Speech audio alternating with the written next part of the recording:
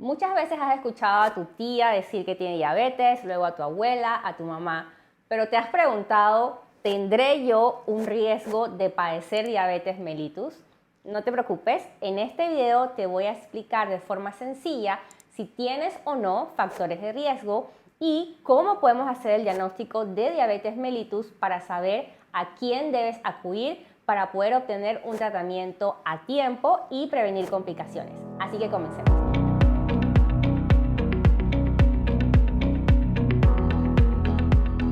Vamos a empezar por definir qué es diabetes mellitus.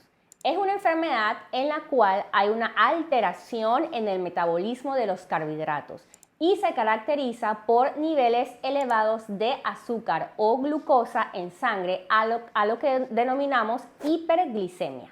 La misma se asocia con una alteración en la producción o en la respuesta a la insulina, la cual es la hormona encargada de mantener tus niveles de glucosa o azúcar en sangre de forma normal.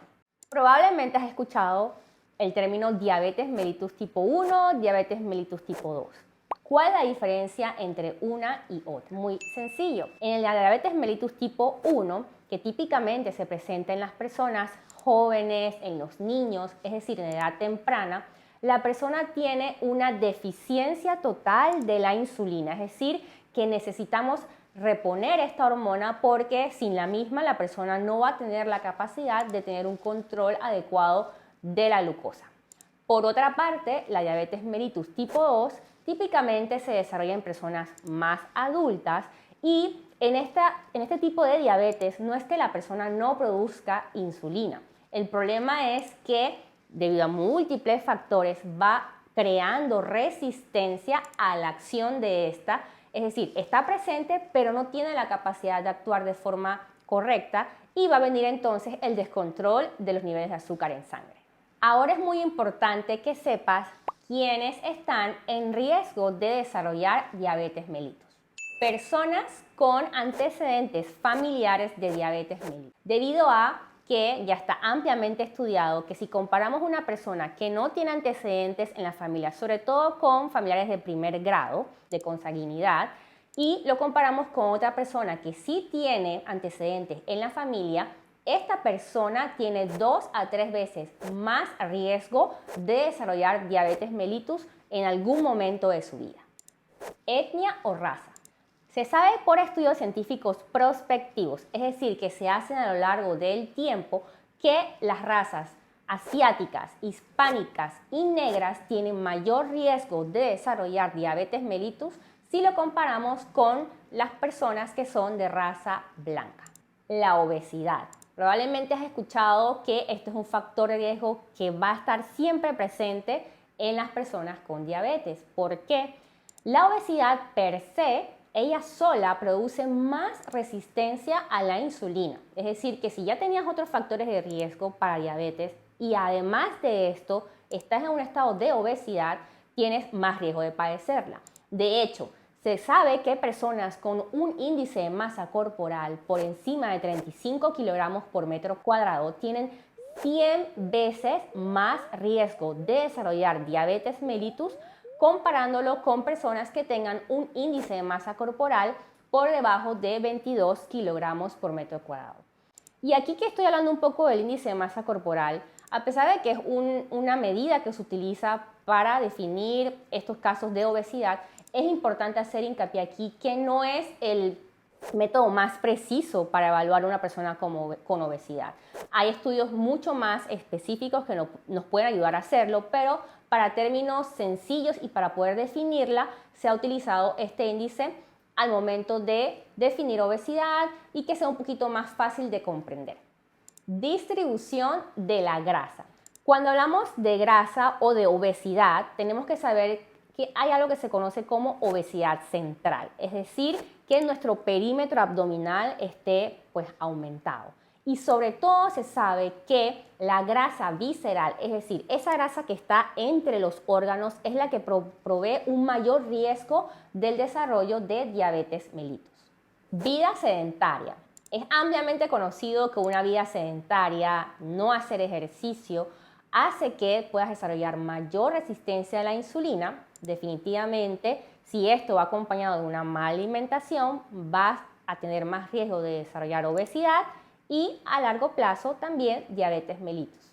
Cigarrillo. ¿Por qué? Porque el fumar hace que tengas mayor riesgo de aumento de grasa abdominal y también visceral y disminuye la sensibilidad a la insulina. Estas dos cosas en conjunto favorecen el desarrollo de diabetes.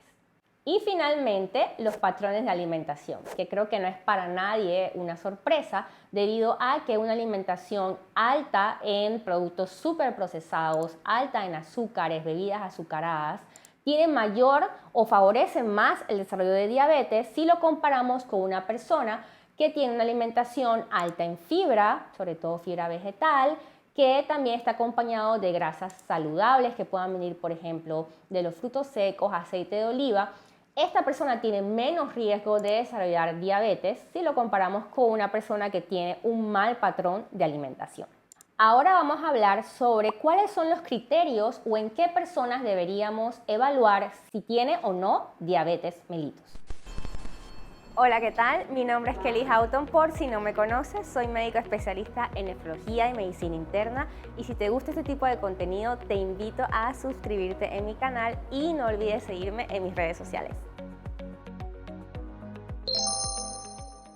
Debemos considerar hacer una prueba para diagnosticar diabetes en una persona que esté en sobrepeso u obesidad y esto lo definimos con un índice de masa corporal mayor o igual a 25 kilogramos por metro cuadrado y en el caso que sea una persona de raza asiática mayor o igual a 23 kilogramos por metro cuadrado y que tenga alguno o más de los siguientes factores. Un familiar de primer grado con diabetes. Raza de alto riesgo, como mencioné anteriormente, que sea de raza hispánica, afroamericana, asiática, favorece más riesgo de diabetes mellitus. Historia de enfermedad arterial periférica o cardiovascular. Hipertensión arterial, que lo definimos con una presión arterial mayor o igual a 140/90 o que ya esté en terapia antihipertensiva. Niveles de colesterol HDL, que es el denominado colesterol bueno, que en personas, en el caso que sean mujeres, debe estar por encima de 40 miligramos por decilitro y en los hombres por encima de 50. Si tenemos una persona que tiene un nivel de HDL por debajo de 35, es alguien en el cual pudiésemos considerar hacer una prueba para ver si tiene diabetes mellitus. Historia de síndrome de ovarios poliquísticos. Recordemos que en la fisiopatología del síndrome de ovarios poliquísticos hay mucha resistencia a la insulina, es decir, que es una persona que tiene más riesgo de padecer diabetes. Inactividad física. Como mencionaba anteriormente, el sedentarismo es un factor de riesgo para esta enfermedad, así que deberíamos evaluar una persona que toda su vida está totalmente sedentaria, solamente sentada, incluso una persona profesional, pero que todo el día pasa sentado frente a un computador, no hace ejercicio. Tal vez deberíamos evaluar en esta persona con alguna de las pruebas que voy a mencionar más adelante si tiene o no diabetes. Y otras condiciones que puedan estar asociadas o que denoten que hay una resistencia a la insulina. Por ejemplo, la obesidad o algo que se denomina acantosis nigricans. ¿Qué es la acantosis nigricans? Es esta lesión tipo aterciopelado que típicamente a veces vemos en el cuello de las personas con un color un poco negro y que esto es sinónimo de resistencia a la insulina. Entonces, no pensemos que esto es un hallazgo normal y si vemos esta lesión en una persona, es una persona en la cual deberíamos hacer pruebas diagnósticas para valorar si tiene diabetes. Otros criterios para evaluar si la persona tiene diabetes o no es un paciente con prediabetes. La prediabetes la definimos con un valor de hemoglobina glicosilada. Tranquilo que sé que tal vez no sabes qué es la hemoglobina glicosilada, pero lo voy a explicar más adelante. Cuando este valor está mayor a 5.7%, pero menor a 6.5%. Entonces, en la persona con prediabetes deberíamos regularmente evaluar si ya pasó de este estado a un estado de diabetes. Mujeres que durante el embarazo desarrollaron diabetes gestacional. Mucho cuidado con esto, debido a que a pesar de que es un trastorno de la glucosa que se presenta durante el embarazo y que suele resolver luego de este, es importante que al menos periódicamente se realicen estas pruebas porque tienen más riesgo de desarrollar diabetes a lo largo de su vida. También se recomienda hacer estas pruebas diagnósticas en pacientes con un diagnóstico de virus de inmunodeficiencia humana o el llamado VIH. Y también si tienes más de 35 años, típicamente después de esta edad deberíamos hacer periódicamente las pruebas para hacer tamizaje o lo que se conoce como screening de diabetes mellitus. Ya hablamos sobre cuáles son los factores de riesgo que pueden desarrollar diabetes. También hablamos sobre en qué personas debemos tal vez evaluar si hay o no diabetes. Pero ¿cómo podemos hacer el diagnóstico de esta enfermedad? Tenemos que saber que podemos tener dos escenarios. Uno es la persona que se presenta con síntomas de hiperglicemia o es decir, azúcar elevada en sangre. ¿Cuáles son estos síntomas? Polidipsia, que quiere decir un aumento de la sed. También puede haber poliuria, un aumento de las ganas de orinar. Puede haber polifagia, es decir, mucha hambre. Y, aunque parezca extraño, también el paciente con niveles de azúcar elevado va a perder peso. Además, puede también tener alteraciones en la visión debido a que la diabetes o los niveles altos de azúcar va a afectar típicamente los vasos sanguíneos de pequeño calibre. Es por eso que la diabetes es una enfermedad que afecta a muchos órganos. Dentro de estos están los riñones, está la retina, que es a nivel ocular de los ojos, están los vasos periféricos de los miembros inferiores, de las piernas, los nervios periféricos. Si es una persona que tiene estos síntomas y hacemos un análisis de su glucosa en sangre y este valor está mayor o igual a 200 miligramos por decilitro, ya podemos hacer el diagnóstico de diabetes en este paciente. Ese fue el escenario A. Por otra parte, tenemos el escenario B, que es una persona que probablemente no tiene estos síntomas, pero tiene algunos de los criterios que mencioné anteriormente o tiene algún factor de riesgo de los que mencioné. Entonces, en esta persona deberíamos hacer alguna de las siguientes pruebas, que pueden ser una glucosa en ayuna, que es típicamente medir la glucosa en sangre con un ayuno de al menos 8 horas. También tenemos la hemoglobina glicosilada. ¿Qué es la hemoglobina glicosilada? Para entender este laboratorio tenemos primero que saber que los glóbulos rojos, o lo que conocemos como la sangre, tiene un periodo de vida aproximadamente entre 90 a 120 días. Dentro de estos glóbulos rojos hay una sustancia llamada hemoglobina. Y típicamente a esta hemoglobina se suele adherir glucosa o azúcar. Entonces, cuando medimos una hemoglobina glicosilada, estamos midiendo lo que ha pasado con nuestros niveles de azúcar en los últimos al menos 3 meses, porque estamos utilizando la vida media de un glóbulo rojo.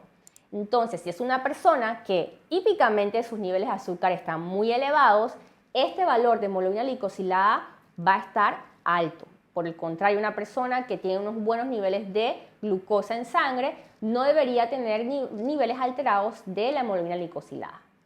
Y la otra prueba es la prueba de tolerancia oral a la glucosa. ¿Cómo se realiza esta prueba? A la persona se le da una carga oral de glucosa de 75 gramos. Y luego, 2 horas después, vamos a medir en sangre sus niveles de azúcar. Ya te expliqué cuáles son las pruebas diagnósticas que podemos utilizar. Pero digamos que te realizas algún examen y no sabes o no puedes determinar si están alterados o no. Recordemos también que para esto deberías acudir al médico para que pueda analizar tus resultados y decirte o no si el diagnóstico de diabetes es el preciso. Pero si hablamos, por ejemplo, ¿cómo podemos hacer el diagnóstico de diabetes? De las pruebas que te mencioné anteriormente, si tienes alguna con los siguientes valores, podemos decir que hacemos el diagnóstico de diabetes mellitus. En el caso de la glucosa en ayuna, si tu valor de glucosa en ayuna es mayor o igual a 126 miligramos por decilitro, esto nos hace el diagnóstico de diabetes. En el caso de la hemoglobina glicosilada, si el valor es mayor o igual a 6.5%, también haríamos el diagnóstico de diabetes. Y en el caso de la prueba oral de tolerancia a la glucosa, si la glucosa en sangre 2 horas después de haber tomado esta carga de glucosa es mayor o igual a 200 miligramos por decilitro, también hace el diagnóstico de diabetes. Las guías recomiendan que si tenemos una alteración en alguna de estas pruebas, idealmente o deberíamos hacer otra para confirmar el diagnóstico o tal vez repetir en un periodo corto de tiempo nuevamente la que hicimos para corroborar el diagnóstico. Pero, por ejemplo, si tenemos estos valores alterados con los síntomas que ya sugieren una alteración en los niveles de azúcar, definitivamente no hay duda de que estamos ante una persona que tiene un diagnóstico de diabetes mellitus. En conclusión, es importante que sepas que si tienes familiares con el diagnóstico de diabetes o si tienes factores de riesgo de los que mencioné en el video, no dejes pasar por alto el momento de hacerte tus laboratorios. Recordar que hay diferentes pruebas que podemos utilizar, pero que estas pruebas siempre deben ser analizadas por un médico idóneo para poder ofrecer tratamiento adecuado a tiempo. Importante, también recuerda que la diabetes afecta muchísimos órganos y lo importante es detectarla a tiempo para prevenir que estos órganos se afecten. En este momento, a nivel mundial, la principal causa de enfermedad renal crónica en los pacientes, incluso los que están en diálisis, es la diabetes mellitus. Entonces, como te expliqué al principio, hay muchos factores de riesgo que pueden ser modificados, como por ejemplo el sedentarismo, una mala alimentación, la obesidad. Y si tenemos la capacidad de modificar los mismos, podemos entonces reducir el riesgo de desarrollar esta enfermedad que es altamente prevalente. Espero que este video haya respondido muchas dudas o inquietudes que tenías sobre la diabetes mellitus. No te olvides darle me gusta y compartir información para que más personas se puedan beneficiar de ella. Nos vemos en un próximo video.